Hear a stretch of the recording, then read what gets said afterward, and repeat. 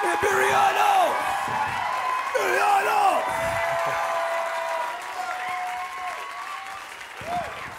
It's so nice to be up here with Steve, I tell you.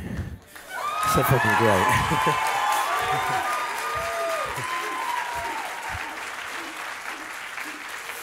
This song is called Flesh for Fantasy.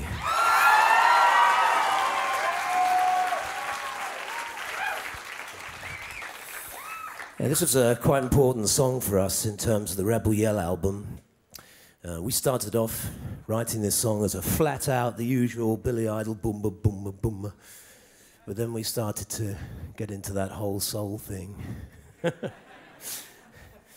But it was more the meaning of the song that I really wanted to talk about, because coming from the punk rock days when I'd really hung out with a lot of, I don't know, great people, you know, Mick Jones, The Clash, and Susie and Steve Severin of the Banshees. You know, we all went to school together, we went on to all these rock and roll things, and we put a lot of the punk rock ideas together. But it was interesting coming to America and, I don't know, being free of a lot of those hip influences. And so it was wild. It was like suddenly being let loose, coming to New York and searching for what Billy Idol was going to be about. And I started to, I had to look into myself. And one thing that punk rock never was, it was never sexy. It was always, I mean, we tried to make it sexy. Don't think I didn't, you know. But a lot of the time it was pure gang lyrics, and it never really got sexy. And that was one thing that I could do. I knew I could do with Billy Idol. I could get sexy. I could sex you up, you know. And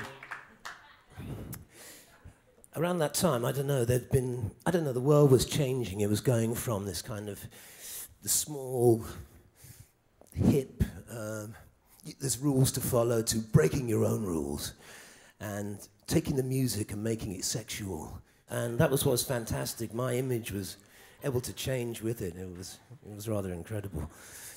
And the porn industry was going from those shitty films to video. And there was great porn films like Cafe.Flesh, which, you know, if you had to make videos like we had to do, you could look at Cafe.Flesh and go, now Rince Dream didn't have any money and he did that, you know? But yeah, the Billy Idol thing, that too, that was saying something on a, I don't know, it was so weird. And then there was Prince and Madonna, and it was as if it was all meant to be. It was quite wild.